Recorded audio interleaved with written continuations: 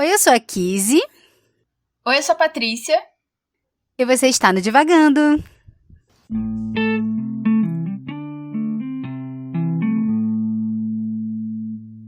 Oi, pessoal, bem-vindos a mais um episódio do Divagando. Hoje a gente tá com várias situações diferentes, mas a gente vai fazer o podcast raiz, bem menos organizado, bem mais livre do que a gente tem feito essa temporada, apesar dos últimos dois já terem sido bem diferentes e bem fora do normal. Na verdade, essa temporada toda tá bem diferente, né? Pensando agora melhor. Mas hoje a gente vai falar sobre On the Road, do autor Jack Kerouac, que é um autor estadunidense. E a gente vai conversar sobre ele sem ter terminado o livro, como já aconteceu algumas outras vezes. Vocês sabem como é que é, a gente às vezes não consegue, a vida passa por cima da gente, Mercúrio retrógrado acontece, né, galera? Então, rolam uns percalços da vida e às vezes a gente não consegue terminar o livro. E hoje a gente tem um desses casos. E a gente resolveu gravar mesmo assim, né? Fazer esses episódios mesmo sem ter terminado os livros. Exatamente pra normatizar, né? Dizer pra vocês que tudo bem. Às vezes a gente quer ler o livro, às vezes tá até gostando dele e tal, mas a vida acontece e a gente não consegue terminar quando a gente quer. Mesmo que às vezes tenha um compromisso, né? De ler. E é isso. Já falei bastante. E a gente vai começar o nosso episódio com o nosso resumo com a Kizzy. Olá, pessoal. A Patrícia falou que a gente está, né, em circunstâncias diferentes, mas para essa temporada, porque na temporada passada nós tivemos, né, vários, inclusive, vários livros, inclusive, que a gente não terminou de ler para gravar o episódio. Mas eu acho que faz parte, talvez faça parte da experiência. Mas vamos lá. Qual é a história de On the Road? Não vou mentir pra vocês que eu estou me perguntando a mesma coisa. Mas eu juro que vou tentar fazer um resumo pra gente se situar na história, tá bom? Eu vou fazer. Não vou nem dizer que eu vou dar spoiler, pessoal. Porque eu li eu tô num ponto do livro um pouco mais adiantado que a Patrícia. Mas eu também não acho que eu vá fazer um resumo que vai estragar a experiência de ninguém. Porque eu só consigo fazer o resumo desse livro desta forma. On the Road conta a história. Deixa eu ver o nome dos personagens, porque eu sempre esqueço o nome das pessoas, gente. Do Saul. O Saul, ele é um ex-combatente, né? Um ex-militar, ele foi pra guerra. E agora ele tá aposentado. Aposentado não, né? Mas enfim, ele foi dispensado, né? E ele é escritor, um aspirante escritor. E ele termina de escrever o rascunho do livro dele e decide cair na estrada. E aí ele sai de Nova Jersey e atravessa os Estados Unidos, indo para a outra costa. E passa por vários lugares, conhece um monte de gente. E é isso. O livro é isso, contando a história, pelo menos até então, né? Contando a história do Sal na estrada. Em determinado momento ele vai, eu acho que é o Jim, vamos ver se é esse nome mesmo, porque eu falo o nome das pessoas errado e eu não vou... É o Jim Moriarty. E existe essa figura do Jim, que é um amigo dele, que ele adora, e que é uma pessoa incrível, que ele já conhece de outros momentos, que é uma pessoa que morou no reformatório e tem uma sede de conhecimento, assim, eles se conhecem há alguns anos em Nova York. Quando o Jim pede para um amigo que eles têm em comum ensinar tudo que eles sabem sobre determinado assunto, e ali se estabelece uma amizade e existe uma relação, né? Assim, eles trocam mensagens, eles se conversam, eles se chamam para pegar a estrada juntos. E a história é basicamente essa. É o Sal na estrada e as penúrias dele no caminho e as aventuras dele, as pessoas que ele conhece, as pessoas que ele gosta, que ele fica um tempo, as indas e vindas dele pra casa, né? Porque ele mora com a tia. E é basicamente isso. Parece que não tem história, é uma controvérsia. Mas, como eu tô fazendo o resumo do livro e não dando a minha opinião, embora eu já tenha dado a minha opinião muitas vezes, o livro é um livro escrito no fluxo de consciência, né? Ele é muito importante, pelo que eu tava lendo. Por ser a inauguração, né, desse tipo de escrita. E aí eu vou dizer nos Estados Unidos, porque se a gente for datar aí, tem uma galera escrevendo antes. Mas acho que a Virginia Woolf já escrevia antes. O livro que a gente leu da Virginia Woolf era Fluxo de Consciência, era antes, não era? Enfim, voltando pro assunto aqui. Então, é um livro de fluxo de consciência, onde as pessoas. Onde o Sal. É um livro em primeira pessoa, então o Sal vai contando essa história, a história dele, atrelada às histórias das pessoas que ele conhece e os perrengues que ele passa na estrada. E é isso. Este é o resumo do livro. Não talvez um bom resumo, mas ainda assim um resumo. Não, eu acho que é isso mesmo. Eu acho que até o ponto a gente tá, e até o ponto onde a maior parte das pessoas, né, que já ouviu falar de On the Road, sabe que é mais ou menos isso. Então a gente tá direitinho na situação. Mas é um livro, né, que ele acaba sendo formador por vários motivos. Ele é formador ou consolidador, né, dessa escrita de fluxo de consciência também, junto com outros autores, como a Kizzy estava falando.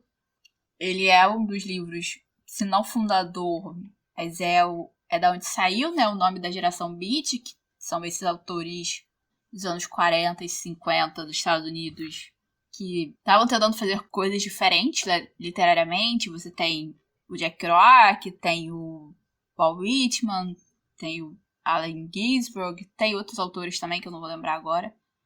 E sempre que eu lembro da geração Beat, eu lembro daquele filme do Daniel Radcliffe, que a história é meio que, tipo, eram os dois personagens que o Jack Kerouac meio que se inspirou, assim, muito levianamente pra escrever alguma coisa. Eu não lembro se foi alguma coisa no On the Road ou se foi alguma outra coisa, mas eu sempre lembro desse filme. E acho que foi o meu primeiro contato com qualquer coisa da geração Beat, foi meio que esse filme.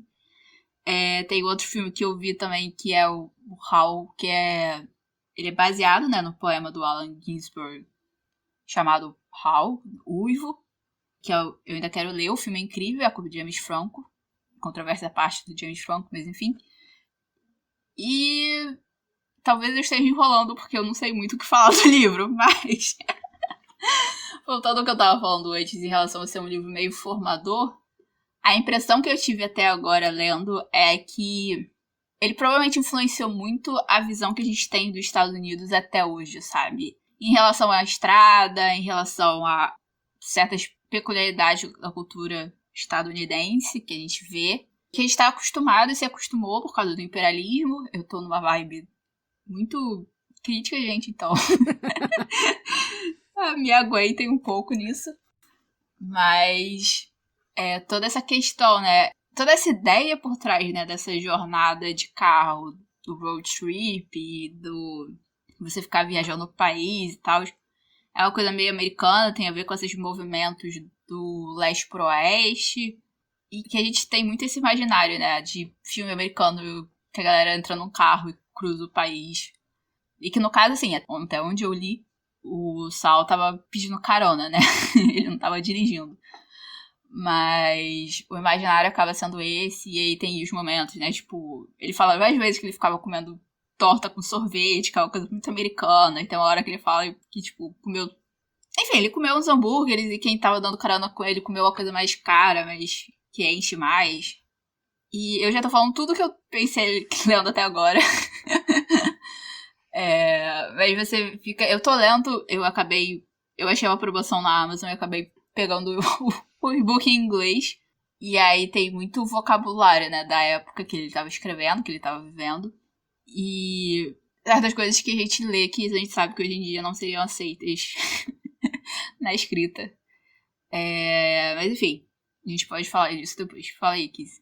Mas eu falando sobre esse imaginário, né, de entrar num carro e sair viajando por aí, eu acho que a única coisa que torna suportável, talvez, essa é a minha experiência de leitura, porque desde Miss Dalloway eu sei que eu tenho uma pequena resistência com o fluxo de consciência. A única coisa que me faz assim, né, vamos continuar esse livro, é justamente essa vibe de estamos na estrada e somos jovens e vamos viver uma única vez na vida. Então, vamos viver enlouquecidamente. É a única coisa que me faz persistir sem querer morrer a cada instante. Porque é um tipo de livro que não existe um arco, né? A sinopse do livro é essa, gente. Jack, ó. Sal e seu amigo Jim estão na estrada e vamos acompanhar isso.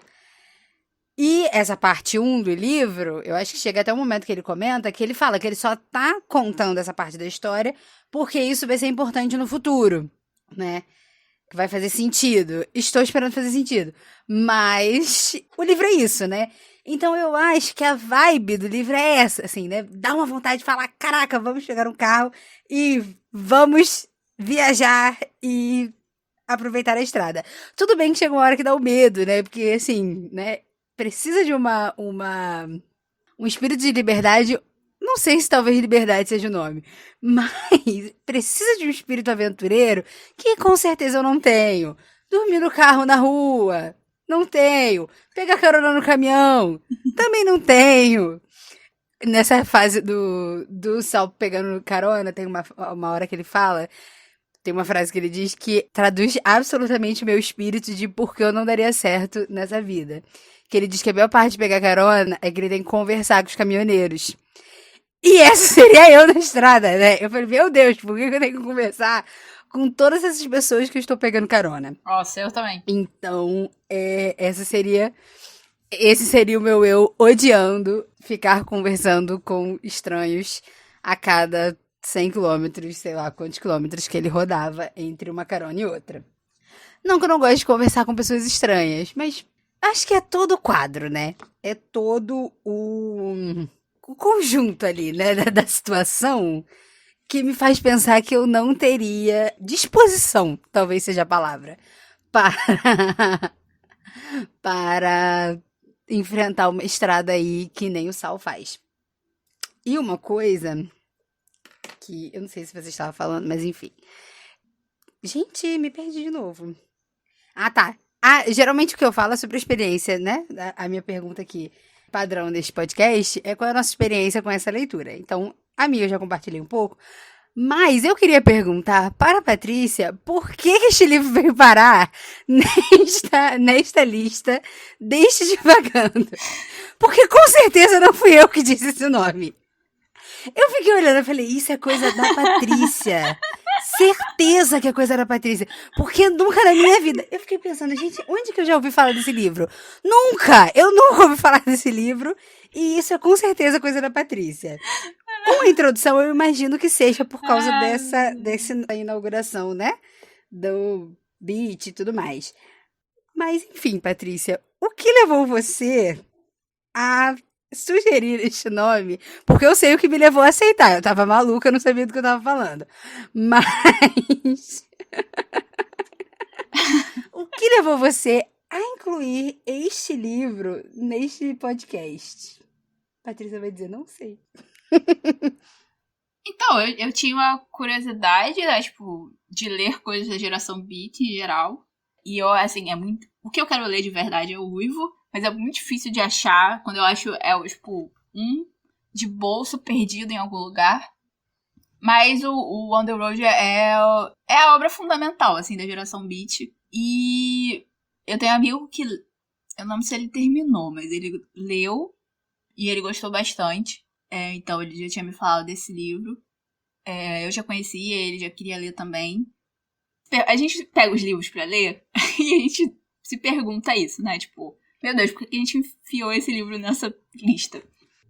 Eu acho que eu tava numa época, além, né, de querer ler clássico e tá na paranoia, como a gente já falou várias vezes, né? Que entra nessa paranoia e vai atrás, enfim. Eu acho que eu ainda tava numa época que eu tinha essa idealização, né, tipo, da juventude. Que, tipo, a galera boêmia que, tipo, bebe a noite inteira e, né, vive a vida doida, é super aventureiro, se mexe em umas coisas bizarras. Eu acho que, porque se a gente para pra pensar, a lista foi feita já, tipo, há 6 anos, né? Há 6 anos atrás eu tinha 22 anos. Então eu ainda tinha essa coisa, né? E lendo o livro agora, tem cada coisa doida que eles fazem. Não é nem assim, que acontece com eles. Porque tem umas coisas que acontecem muito doidas na estrada com o Sal, que você entende, tipo assim, ele tá na estrada e tudo bem, sabe, acontecer essas loucuras. Mas tem umas coisas que eles fazem que eu fico assim, gente, não, sabe, não. A hora que eles estão no caminhão, tem uma cena que ele tá no caminhão, né, tem tipo, ele pegou um caminhão específico, que tava pegando, né, gente que tava pegando carona. E aí teve uma hora que, tipo, um cara queria fazer xixi e aí ele, né, pra fazer xixi eles gritavam, né, tipo, só que às vezes os dois caras que estavam dirigindo, eles não paravam. E aí a pessoa tinha que fazer com o caminhão, tipo, em movimento, sabe? Na estrada mesmo. E, tipo, o cara vai fazer xixi. E bêbados. Nessa cena eles estavam bêbados porque o Sal tinha comprado uísque. Então. Totalmente, assim, totalmente bêbados. E aí, tipo, quando ele levanta pra ir fazer ir lá e consegue se segurar mais ou menos pra fazer xixi, aí alguém avisa os dois caminhoneiros e eles, tipo assim, começam a pirar na estrada e fazer, tipo, eles aumentam muito a velocidade e começa a balançar, né, tipo, a caçamba do caminhão. E o cara não consegue se segurar e ele se mija todo e eu fiquei, tipo, cara, não, eu não tenho condições pra isso, eu não tenho condições. Eu já fico mal. Eu sou uma pessoa assim, eu gosto muito de ficar em casa. E tem a mesma coisa que aqui você estava falando. Conversar com estranho não é comigo. Eu já fico mal quando eu vou pra um lugar que eu quero ir e passa uma semana e eu não tô dormindo na minha cama, gente. Imagina essa situação. Então, assim, não é pra mim. As pessoas que, né, fazem isso, porque tem gente que viaja, inclusive do Brasil, né, de carro, de trailer, de ônibus, de coisa. É muita coragem. A gente sempre bate palma pra vocês, porque eu não consigo. Eu quero o meu confortinho da minha cama toda noite, de preferência. Até às vezes pra sair, eu fico tipo, ai, eu queria estar na minha cama. Então, mas eu acho que eu respondi essa pergunta, né? Que se eu sair falando de novo... Sim, é essa... A gente sempre prova que o nome do podcast tá certo. Não, mas eu acho que é isso mesmo. Mas uma coisa lendo, essa cena aí, né, do caminhão que você falou, traduz muito esse espírito jovem, né, e aventureiro, e só se vive uma vez, que, gente, eu nunca tive. Nunca tive. Eu falo que eu nasci na crise da meia-idade. Porque... E agora eu tô escrevendo o signo de Escorpião, e aí as pesquisas dizem que Escorpião é o único signo que sabe que vai morrer. E todos os outros vivem como se fossem eternos, né? E aí eu tô lendo o livro e tô pensando, ninguém nesse livro é do signo de Escorpião. Certeza, porque eles vivem como se fossem eternos, entendeu? Aí eu não sei, acho que Patrícia... Acho que enfim, acho que já deve ter tido alguma passagem ou outra a respeito disso. Mas o Saori talvez seja a única pessoa, assim, tudo bem que é na perspectiva dele, né? Mas às vezes ele tenta construir alguma coisa, né? Acho que isso ainda vai acontecer um pouco mais pra frente. Mas todos eles ali que eles estão narrando são pessoas que vivem aleatoriamente, né? Pegando dinheiro emprestado pra tentar pagar mais umas horas na estrada e tudo mais. Mas é o geral, assim. Inclusive o próprio Sal, né? Ele tem uns momentos, assim, uns rompantes, que ele pensa em se estabilizar, mas daqui a pouco ele tá na estrada de novo e vivendo a vida, né? Vivendo a vida doidada. Tem um filme, inclusive. Mas é isso, assim. Eu não consigo vibrar nessa vibe enérgica, assim. O mundo é maravilhoso. Eu também não. Dá vontade de viajar, mas... Dá vontade de viajar, assim. Ainda mais depois de 1 ano e meio em casa, sem poder viajar, dá muita vontade de viajar. Mas eu tenho menos essa vibe ainda do que a Kizzy. Porque se a Kizzy diz que ela nasceu na crise da minha idade, eu nasci com 80 anos, gente. Eu não... Ela mesmo me chama de senhora de idade de vez em quando, porque às vezes dá, tipo, 10h30 eu já tô na cama, cansada, não aguentando mais, porque não dá. Mas eu ia falar outra coisa. Eu não sei, assim, eu não sei se também era uma coisa da época, sabe? Daquela época específica, naquele lugar específico. Porque se a gente pensa, tipo, mundialmente, né? Cada país tem a sua questão específica. Mas eu não sei se nos Estados Unidos, especificamente, né? A gente tem muita visão da classe média e do subúrbio e do McDonald's, da família, né? Marido, mulher, 2 filhos brancos. E eu não sei, assim, eu acho que a vibe, né, da geração Beat era muito essa, de ser uma contracultura em relação a isso, e é um movimento que eu acho que a partir daí ele vai se renovando, né, depois você tem a coisa dos hippies, você tem um movimento punk também, depois o movimento grunge, enfim. Eu acho que tem uma frase, eu não vou lembrar agora exatamente onde, exatamente a frase, mas ele fala que a cara da América é meio isso, né, e aí você vê claramente, né? Tipo, eles se acham a América. Mas ele fala que a cara da América, né, é essa, né? Todo mundo fazendo o que acha que devia estar fazendo, né? E é um pouco isso, assim. Uma juventude ali meio adoidada mesmo, meio sem querer, às vezes sem conseguir também, né? Porque a gente tá vendo pela visão do sol. E é uma visão muito específica, mas assim, você... pensando também, tipo, em outras figuras que ele encontra, outras pessoas que ele encontra. Tem pessoas que estão fazendo, né, estão viajando por vontade, e tem gente que tá viajando por necessidade, que tá fugindo da lei, ou tá fugindo de outras coisas. Ou às vezes só nunca teve condição mesmo. Isso é uma coisa que me incomoda um pouco, assim. Às vezes eu sinto que certas passagens são uma certa alegoria à pobreza, sabe? Ainda mais porque o Sal, ele acaba passando por todo tipo de lugar, sabe? Ele passa pelos lugares mais pobres e mais ferrados, pelos lugares mais rurais, pelos lugares mais urbanos, pelos lugares mais classe média, pelos lugares mais com status social maior, ricos, celebridades, enfim. Então, não sei, assim, eu não sei se... Eu sei que depois vai ter um plot, né? Um enredo que vai se desenvolver. Mas por enquanto parece, né? Tipo, um retrato do país daquela época pelas suas estradas, né? Eu acho que isso é que é interessante. Mas, voltando, rebobinando a fita várias vezes, pra quem não entendeu o que a Kizzy tava falando em relação a escrever sobre Escorpião, a Kizzy tá, né? Ela é uma escritora. E ela tá lançando contos em e-book sobre os signos astrológicos. Então, cada conto é de um signo específico. A coletânea se chama Constelações. Então, se vocês ficaram curiosos, vão na Amazon, leiam os contos dela, porque eles são muito bons. Vou até essa parte, porque eu editei eles, mas... Enfim, momento merchan. Momento merchan. Exatamente. Mas é só porque você falou e às vezes as pessoas, tipo, não sabem do que você tá falando, então eu tô explicando. Exatamente. Às vezes eu sou boa pra dar contexto, às vezes eu sou péssima, porque, enfim, às vezes eu só penso mesmo. Mas é isso, pessoal. Confiram o próximo episódio. Olha.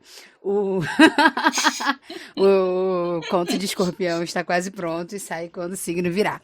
Mas até Libra estamos já está disponível na Amazon. Mas, acabando o momento de publicidade, você falou que vai ter um plot no livro que vai me dar um enredo. Isso é uma promessa? Eu gostaria de saber. Porque parece que a história não vai pra lugar nenhum. Eu tô numa parte da história que eles já estão andando de carro. Eles estão indo. Eu acho que eles estão voltando pra São Francisco agora. Eles pararam num outro lugar, acho que eles estavam no Texas. Não sei, eles estavam num outro lugar que eles foram pegar uma pessoa e estão voltando pra São Francisco. E é isso, assim. É isso que tá acontecendo. E eu falo, Deus, por quê? Porque assim, com esqueci o nome, Miss Dalloway. Era nesse ritmo, né? A gente divagando sobre várias coisas. E eu li tava muito, muito quente. E, enfim, escutem o episódio de Miss Dalloway, porque é bem interessante. Mas. E a gente sempre fala de viagem, né? Os livros que a gente lê com a narrativa e fluxo de consciência levam a gente por esse caminho. Mas. Ainda era algo assim, né? Porque em Miss Dalloway eram vários personagens que se cruzavam na rua e aí a gente ia montando essa história, né? Então tinha uma curiosidade, né? Tinha epa, o que que vai acontecer aqui, né? Eu até falo no episódio que eu esperava que alguma coisa acontecesse, tipo, alguma coisa muito grande, mas acaba não acontecendo. Mas mesmo assim, né? Existia um quebra-cabeça pra você montar. Com On the Road não é assim. Não é que é ruim o livro, né? É porque parece, às vezes eu falando, parece que é um livro ruim. Mas eu sou o tipo de pessoa que gosta de saber por que eu tô lendo isso, sabe? O que esperar dessa história? O que vai acontecer? Porque a única coisa que eu penso é, eles estão andando a mais de 120 quilômetros por hora, no meio da noite, chovendo, com um desembaçador, com um vidro que não desembaça. Entendeu? Então vai acabar na morte. Pra mim é a única coisa. É a única coisa que eu penso, assim. Eles vão sofrer um acidente. Porque a história em si não me dá muitas perguntas, assim. É legal acompanhar, né, todos esses percalços que a Patrícia mencionou, né? Eles passam por um monte de lugares. E uma coisa que eu acho muito interessante também são esses motivos para se estar na estrada. Que o próprio Saul tem diferentes motivos, né? Nesse primeiro momento, ele tá indo encontrar com um amigo, né? Então ele passa por um monte de lugar, ele tá indo em carona, ele terminou o manuscrito do livro dele, e enfim. Então vamos viver essa aventura. Depois ele volta, e aí ele tem outro motivo para cair na estrada, né? Então existem vários motivos, né, que levam as pessoas a cruzar o país aí enlouquecidamente, eu diria. Mas não é essa história que, tipo, a sinopse já te apresenta o problema, assim, porque não existe o problema da situação, né? Só existe a situação e talvez a situação em si já seja um problema, porque, enfim, viajar pelos Estados Unidos de carro ou de carona talvez já seja um problema. Mas eu tinha alguma pergunta pra fazer, mas eu esqueci. Não, você tinha feito a pergunta de que se era uma promessa que vai ter. Isso, é verdade. Vai ter. Alguma coisa que vai acontecer. Eu acho que sim. Eu não posso fazer promessas pelo autor do livro, porque eu não sou o autor do livro. Não posso prometer, entendi. Talvez tenha, mas eu não prometo que vai te agradar. Entendi. Entendi que a gente tá nesse nível, então. Não, assim, eu acho que vai acontecer alguma coisa muito grande até o final. Até o final do livro, não. Mas, assim, eu acho que vai ter um clímax e vai ter uma resolução desse clímax. E, assim, eu tenho ideias sobre o que pode ser ou não, mas eu não sei o que é. Ou se vai realmente acontecer, eu não tenho essa certeza. Você quer compartilhar? Você quer compartilhar? Porque pra mim eles vão morrer a qualquer instante. É só isso que eu consigo. Eu acho que vai rolar um assassinato, mas... Ah, agora já ficou interessante. Agora já me deu uma vontade de continuar lendo. Porque esse livro é um grande mistério, gente. Porque eu procurei algumas coisas assim, muito por cima na internet. Na minha edição tem uma introdução, um prefácio, né? E, como já sabemos neste podcast, quando temos livros assim, que eu não faço ideia onde eu estou me metendo, eu leio o prefácio, né? Pra dar uma ajudada, né? Pra eu entender. Eu já tive boas experiências e já tive péssimas experiências com prefácio. Caso você não saiba, escute o nosso episódio sobre Paraíso Perdido. Mas no prefácio também não me deu essa impressão, assim, de que, olha, alguma coisa muito interessante vai acontecer nesse livro e você leia. Porque fala muito sobre essa ambientação, né, do movimento beat, né, enfim, de tudo que esse livro vai causar depois. Fala muito sobre a história do Jack Kerouac. Fala que ele viveu na estrada durante 7 anos e escreveu esse livro em 20 dias. Dizem que não é o melhor livro dele, porque teve muita edição, assim, né, não é não que não seja o melhor livro dele, porque teve muita edição. Mas não era o livro que ele queria, então ele não ficava muito empolgado com o livro, porque, como ele diz, botaram pontos e vírgulas demais no livro que ele escreveu. Então, acabam apontando outros livros como os principais dele, né? E aí o prefácio, ele menciona muito isso, essa contextualização, fala muito sobre essa vibe, né, de quem ele influenciou, enfim, fala vários nomes, e o único que eu lembro é do Jack Sparrow, que eu esqueci o nome dele agora. Esse estilo de vida, enfim, né? A forma de botar na arte. E aí você já pensa que é uma bosta, né? Porque, né? Sabemos onde o Jack Sparrow chegou hoje. Mas você talvez não ache que vai dar em coisa muito boa. Mas, tirando esse preconceito de lado, vamos continuar lendo o livro mesmo assim. O prefácio não me prometeu muita coisa, né? Então eu tô lendo mesmo pela coragem. Não é um livro ruim de ler. É isso que eu estou. É esse ponto que eu quero deixar claro, pessoal. Eu não estou tentando desanimar ninguém a ler. Talvez o meu discurso seja um pouco desanimador. Mas não é esse o ponto. É só o ponto que é uma escrita livre demais. É uma história livre demais que não é do meu agrado. Porque eu gosto de saber o que tá acontecendo na história e tentar adivinhar onde vai chegar. Mas é um gosto pessoal meu. E não uma regra para todos. Sim, sim. Mas eu acho que, assim, a questão toda, né, do livro, eu não sei se, assim, porque pode ser uma coisa meio que nem aconteceu com os Sete Maridos de Evelyn Hugo, né, que, tipo, o plot twist é tão grande que se você fala dele, meio que, tipo, estraga a situação, estraga a leitura da pessoa. Ou se realmente, assim, é uma coisa menor que acontece e que, tipo, não vai ser tratada, tipo... Ou, assim, às vezes nem menor, mas vai acontecer uma coisa, mas que não vai ser tratada, talvez, com o peso que algumas pessoas e outras pessoas dariam. Exatamente porque o foco, ou o que ficou dele, né, porque a gente tá falando de clássicos, então a gente sempre acaba caindo, né, tipo, por que esse livro, né, se tornou um clássico? Por que ele é tão falado? Por que ele é tão conhecido? Por que certos círculos elevaram ele a esse lugar? E eu acho que é exatamente por isso, assim, essa outra visão. Primeiro, a outra visão, nessa perspectiva da vida na estrada mesmo. Você tem um tipo totalmente diferente de escrita, né? De fluxo de consciência, que foi terminado muito rápido, que foi muito editado, né? E eles estavam falando, né? Existe uma outra versão do livro, que é o manuscrito original, que o Jack Kerouac publicou depois. Que provavelmente é o livro que ele queria que fosse publicado e que não foi. Mas a gente meio que agradece, porque isso já é, às vezes, um pouco complicado seguir o que tá acontecendo do jeito que tá. Imagine se não fosse, né? Mas eu acho que é um desses livros que ficou, né, dentro do cânone literário, de algum cânone literário mais específico, exatamente por isso, assim, por outra importância, por essa visão desse país imenso que acha que é o dono do mundo e, enfim. Lá vou eu de novo. Uma pequena crítica contra o imperialismo, certo? Aquele momento, crítica contra o imperialismo. Mas gostaria de fazer um adendo só para agradecer a todos os editores que editaram On The Road, porque realmente o trabalho de vocês foi muito bom, porque senão a gente não estaria lendo, com certeza. Eu com certeza não estaria lendo, porque se eu estou lendo um negócio que eu não estou entendendo o que está acontecendo, sabemos que eu não continuo lendo. Então, já passamos por essa experiência aqui uma vez e sabemos do que deu. Se você não sabe, escute o episódio de Paraíso Perdido. Mas é isso. Muito obrigada a todos os editores. Deixa eu fazer um adendo. Sobre Paraíso Perdido. Diga.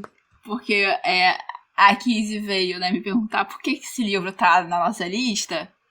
E essa é uma coisa que eu me pergunto desde que eu comecei a ler o Paraíso Perdido, e durante todo o processo de ler o Paraíso Perdido, e durante todas as gravações sobre o Paraíso Perdido, e depois, inclusive, de ter terminado o livro, eu ainda estou me perguntando por que a Kizzy colocou o Paraíso Perdido na lista, porque não fui eu. Não foi você? Essas coisas eu acho logo que é você, Patrícia. Essa eu vou me fazer de maluca mesmo. Falar, fui eu mesmo? Tu tem provas disso? Tu gravou isso em algum lugar? Porque na época... Eu não assinei nada. Se não tá na internet, não é verdade, querida. Duvido que tenha sido eu.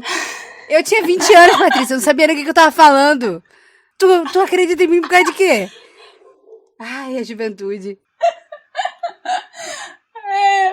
Mas é que foi a questão seguinte. Enquanto a gente tava lendo, eu não lembrava mesmo quem que tinha falado. Mas depois eu lembrei, e depois inclusive que eu falei no episódio, né, que eu tinha tentado ler Ilíada e eu não tinha conseguido, eu lembrei que foi a época que você tava vendendo uns livros antigos. E eu acho que você me falou que tinha esse livro no meio, e você deu uma olhada e você achou interessante, e aí resolveu colocar na lista. Deus, a inocência, né, gente? Que mal faz. Que mal faz não dar um Google, né? E eu falei, beleza, tinha vários outros livros que eu tinha enfiado na lista. Gente, eu tô estarrecida com isso. Eu jurava que tinha sido você, Patrícia. Eu jurava que tinha sido você. Porque se a culpa é nossa, a gente bota a culpa em quem a gente quer, né? Então... Não fui eu. E é isso. Eu acho que foi você que colocou Ulisses, então. Ó, eu já admiti que... Acho que foi. Com certeza fui eu que botei, e a gente... Vamos ver como vai ser isso. Enfim, mas a questão é, a gente tava de comum acordo e você me deixou fazer essa loucura. Sim, você me deixou fazer várias outras, então... Enfim. É o que você falou? Eu não escutei. Eu deixei você fazer essa e você me deixou fazer outras. Exatamente. Ah, Deus, por quê? Por quê? Por que a gente faz essas besteiras na vida? Mas é isso, pessoal. Mas leia o Paraíso Perdido também, se você conseguir. Enfim, voltando a falar de On The Road. É isso, assim. Eu espero. É porque você falou que pode ser que seja, né? Que nem o Sete Maridos de Evelyn Hugo. Que o plot twist é tão uau que ninguém conta pra não estragar a experiência. Vou te dizer que agora eu espero que seja isso. De verdade. Mas também, se não for, vale a experiência. Vale a experiência. Tenho uma vontade de entrar no carro e sair dirigindo. E eu gosto de dirigir. Não a 150 km por hora, com a neve caindo e o desembaçador sem funcionar. Mas eu gosto de dirigir, eu gosto de pegar a estrada. Então deu uma vontade. É uma experiência legal, assim. Eu tô curiosa agora pra... Antes eu estava também, mas agora eu estou um pouco mais. Para saber o que vai acontecer neste final de livro. Deus, não me decepcione. Jack Kerouac também não. Mas... Enfim. Então é isso, pessoal. Esse foi o nosso episódio de hoje, nesta breve introdução e ambientação, né, de On The Road, com todas as expectativas que esperamos que não seja frustrada para esse livro, para o término desse livro e para essa experiência que é ler On The Road, com todos esses atravessamentos, né, de abaixo imperialismo e vamos cair na estrada. Mas essa foi um pouquinho aí da nossa conversa, dessa nossa primeira experiência de entender por que a gente está lendo esse livro e onde será que nós vamos chegar com ele. Então, nós ficamos por aqui, sabendo que daqui a 15 dias a gente se encontra, né, para continuar esta conversa. Isso, e se vocês, né, já leram On The Road, se vocês estão lendo, se vocês querem ler, se vocês quiserem falar qualquer coisa sobre esse episódio, sobre qualquer outro, a gente mencionou vários episódios, né, durante esse que a gente já fez, vários livros. Vocês podem encontrar a gente no Twitter e no Instagram, no @divagandolivro. A gente tá sempre aberta, podem comentários nos episódios, podem marcar a gente, podem fazer o que vocês quiserem, né, com bom senso, mas isso vocês sabem, a gente só tem ouvintes com bom senso. E daqui a 15 dias, né, a gente volta a falar sobre On The Road no nosso próximo episódio. Então, um beijo, pessoal. Até o próximo. Um beijo, pessoal. Até mais.